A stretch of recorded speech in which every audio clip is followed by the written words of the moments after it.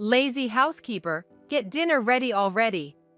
Instead of showing concern for me as I collapsed in dizziness, my husband, Jason, pushed me away with annoyance and glared at me with irritation. Seeing his behavior drained the color from my face, and as I slumped to the floor, he just ignored me and started watching TV. Unbelievable. As I stood there, stunned by the scene, suddenly someone appeared from behind and said to him, "Is that all you've got to say?" Immediately, Jason turned around to see the source of the voice and his face went pale with shock. "My name is Marilyn Watson. I'm a 34-year-old homemaker, and I've been married to Jason, who's 5 years my senior, for almost 2 years now. For these 2 years, my life has been hellish." Jason was like, "What's this terrible food? Didn't you learn to cook from my mother?" For the first year of our marriage, I lived with Jason's parents. It was what they'd call training, I guess. Jason was a total mama's boy, and my mother-in-law, in today's words, was a real helicopter parent. She was very strict about manners and wouldn't tolerate any backtalk from me. She was a prime example of a toxic person. A woman should be like this, and respecting your husband is a given. A wife who doesn't prioritize her husband is just useless. Growing up in such an environment, Jason once muttered shortly after our wedding that he was looking for a wife like his mother.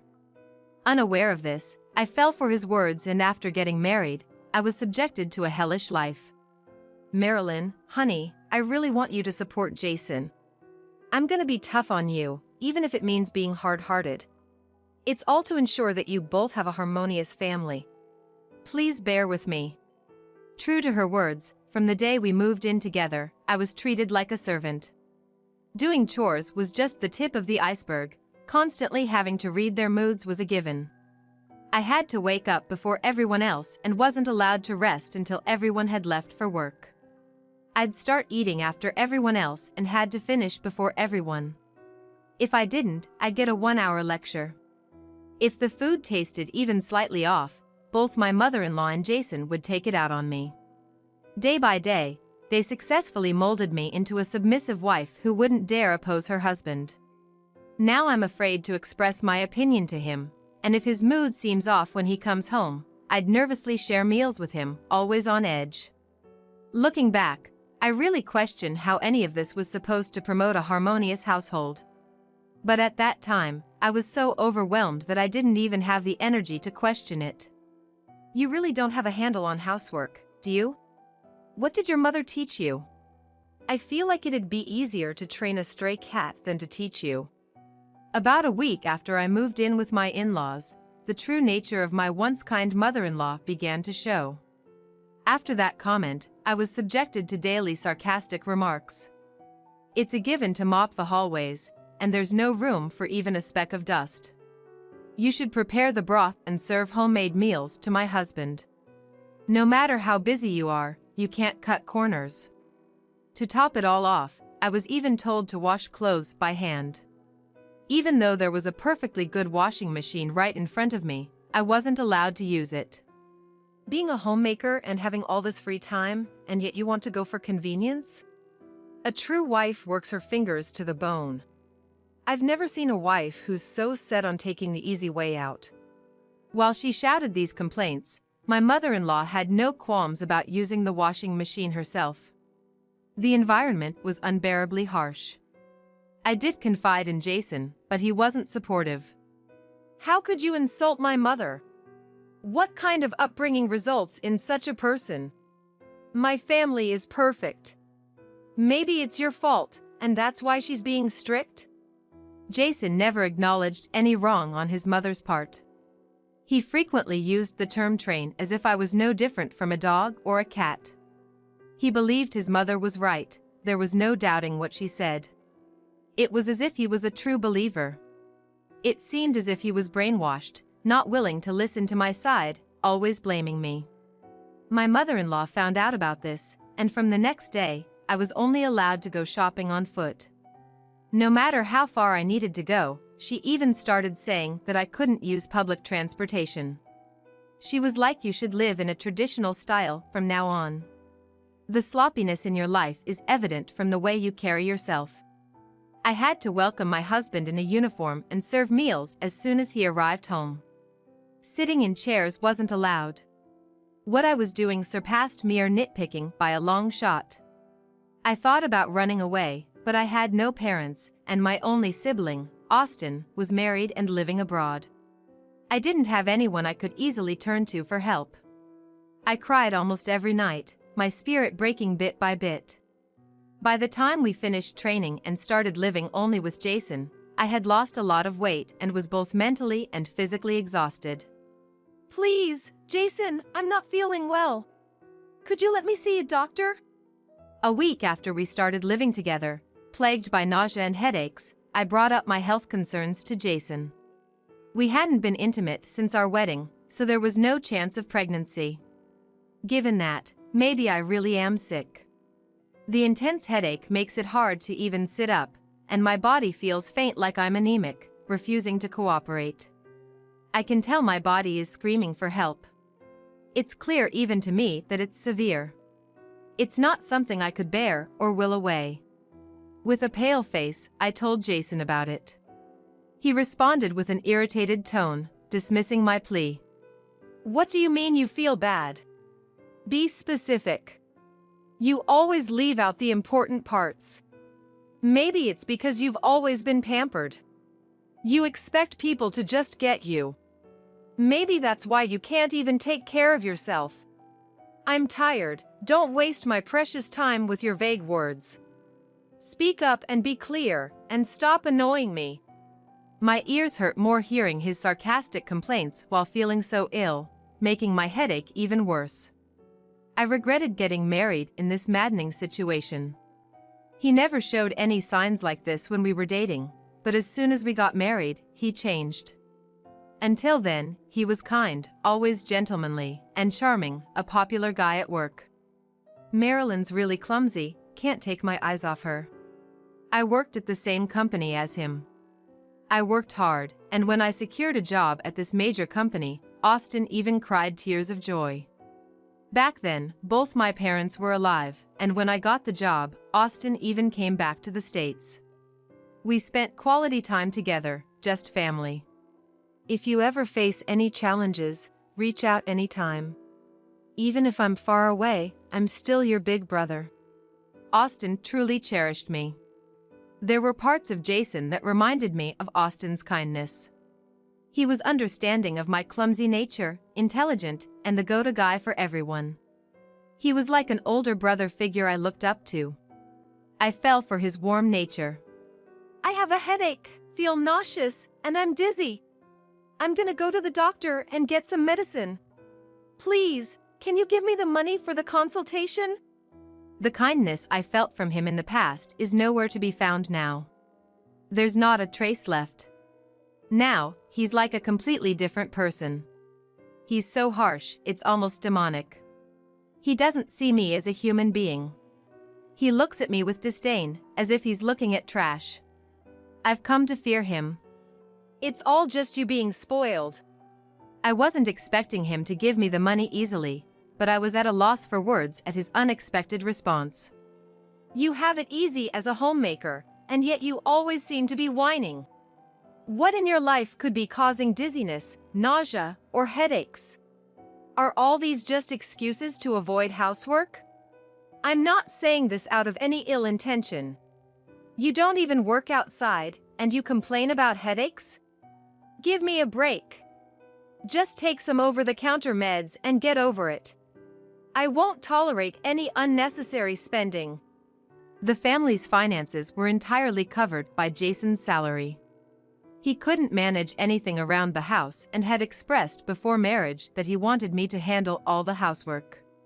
He was like, "Don't worry about money. Whether we have 3 kids or 4, I'm gonna work hard and provide. I want you to do the things I can't." Back then, even being as unreliable as I felt, I was happy that I could be of use to him. I had enjoyed working and being his support. Leaving my job wasn't a tough decision. I believed we would have a happy life together, but this is what it has come to. I've become trapped in my life, much like a bird in a cage. I can't take it anymore. Someone, please help. He doesn't even consider my health issues. After Jason reached his breaking point and stormed out of the living room, I collapsed on the spot and couldn't stop crying. I don't even have the energy to fight back against the overwhelming sadness. I want to disappear. I'd rather end my life than continue living like this. Mentally and physically exhausted, I left the house without telling Jason. After walking for a while, I found myself near the place where my childhood home used to be. Having run out of the house barefoot, my feet were now battered and bruised. I don't even have the energy to walk anymore. It was the beginning of a chilly season, and the cold wind cut through my light clothes, making me shiver. I wonder what would happen if I just laid down here and let the cold take me. Could I find peace in the afterlife? With those thoughts in mind, I slumped down in front of my now abandoned childhood home, collapsing onto the ground. I can't think anymore. I don't want to think. I just want to disappear. That's what was on my mind at the time. In a hazy state of consciousness, I heard someone calling out to me. Hey, hang in there! Open your eyes! I didn't recognize the voice. But, strangely, it felt familiar. As I tried to focus, my consciousness faded away. When I came to, I was staring up at the ceiling of an unfamiliar house. Slowly opening my eyes, I noticed the warmth of the room and the scent of freshly baked bread nearby. Struggling to sit up and assess my situation, I realized someone was there with me. Before I knew it, there stood a man, slightly older than me, evoking a sense of nostalgia. What? Growing wary of this stranger, he burst into hearty laughter upon seeing my scared face. What's the matter? Don't you remember me? Well, can't blame you. It's been over 20 years. Listening to his joyful voice and words, a memory flashed back. Is that you, Bob? You got it. It's been ages, Marilyn. I happened to pass by your childhood home and found you collapsed. What on earth were you doing there? Bob Collins used to play with Austin and me until middle school. He was a childhood friend of mine and remained a close friend of Austin.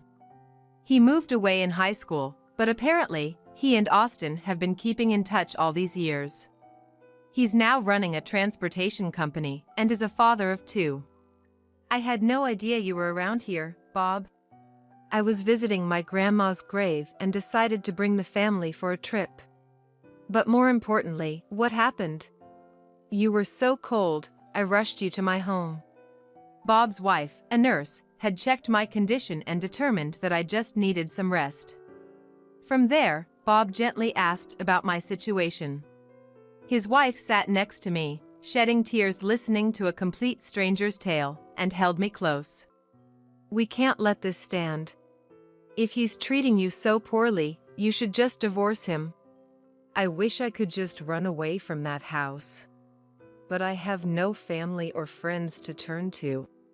Bob's wife's words mirrored my own thoughts. I could tell she understood my situation.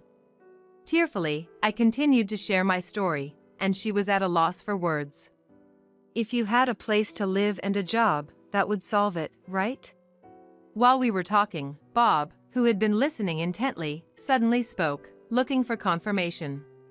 I was puzzled by his question and looked at him, not quite grasping his intention. Then, he made a phone call.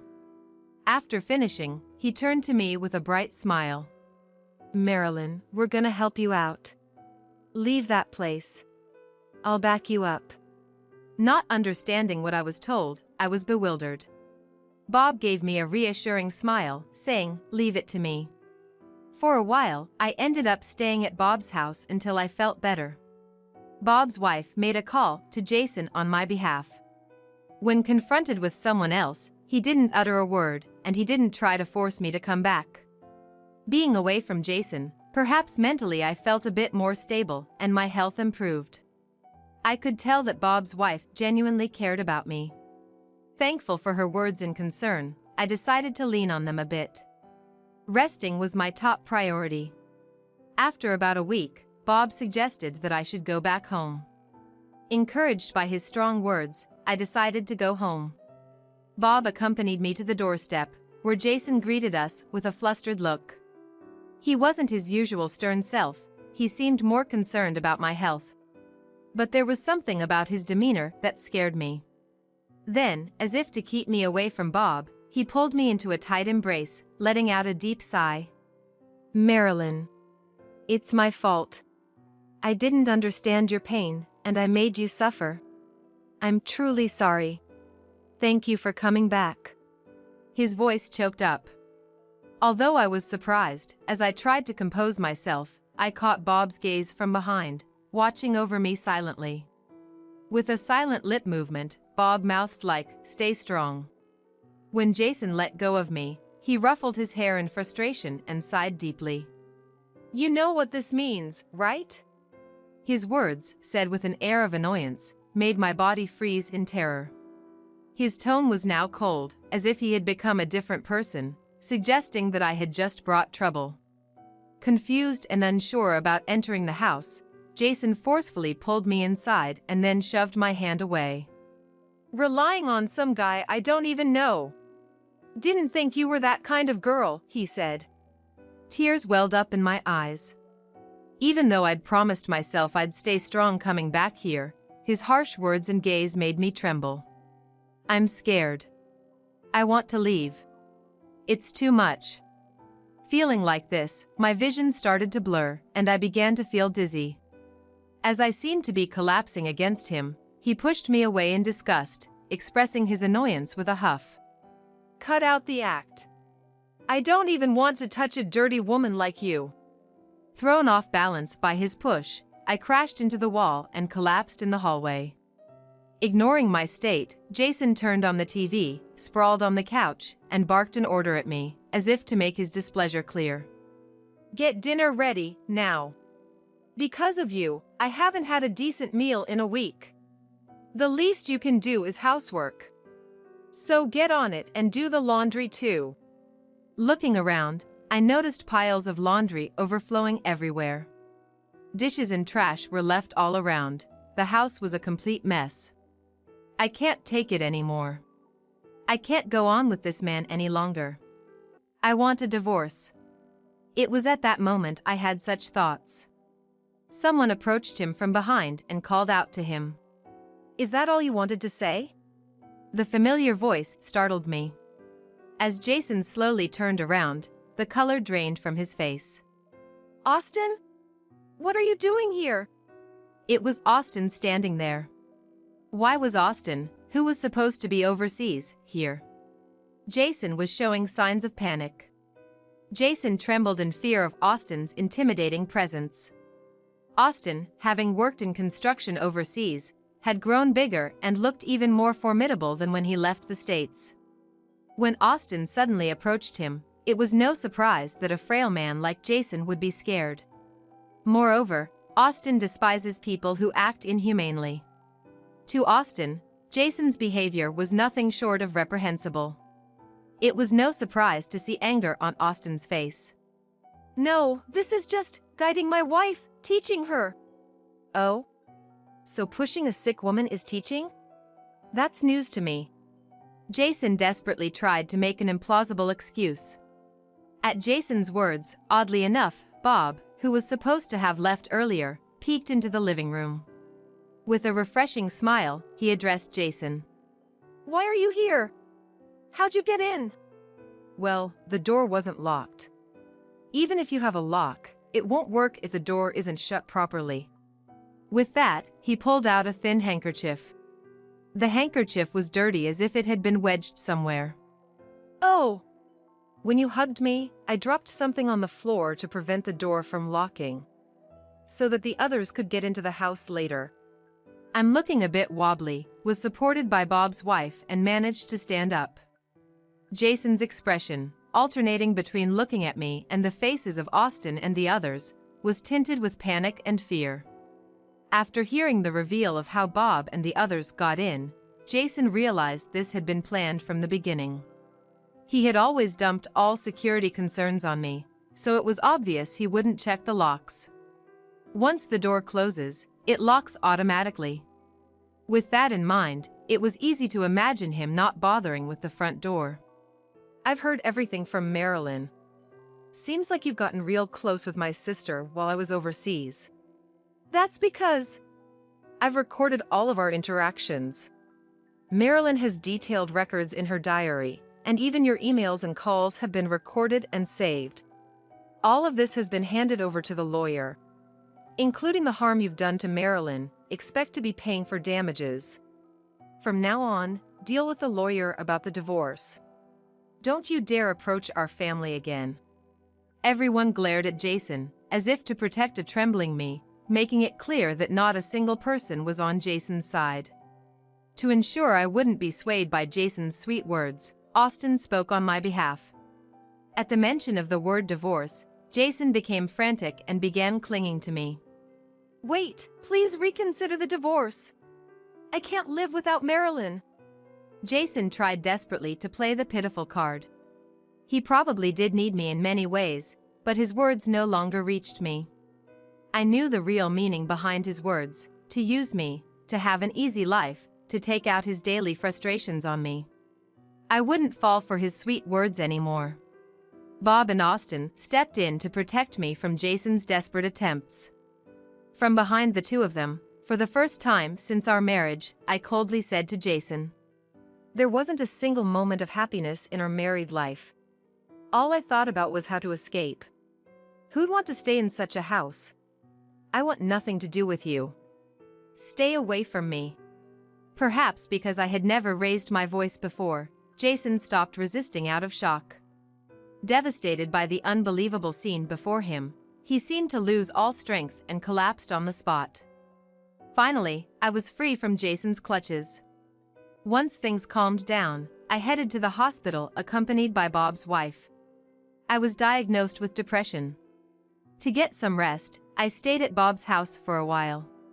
Based on Bob's suggestion, I decided to recuperate there before starting my new life. "We're here for you. Everything's gonna be all right. If that man tries to come around, I'll chase him away. Just leave it to me." Austin and I were truly grateful for the reassuring words and the warmth of the two kind souls.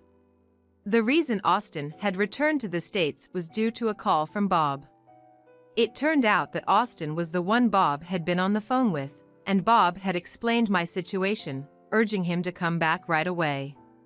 "Why didn't you rely on me?" Of course, Austin, who had come back, scolded me, but he knew I wasn't good at leaning on others. Austin regretted not coming here sooner to check on me and hugged me multiple times. Thanks to Bob arranging for a lawyer and a place to live, this situation was resolved smoothly. "From now on, live with us over there. It might be tough to adapt at the beginning, but my wife and our friends will support you fully. Don't worry." Saying that, he offered me a job at his company, and everyone there welcomed me with open arms.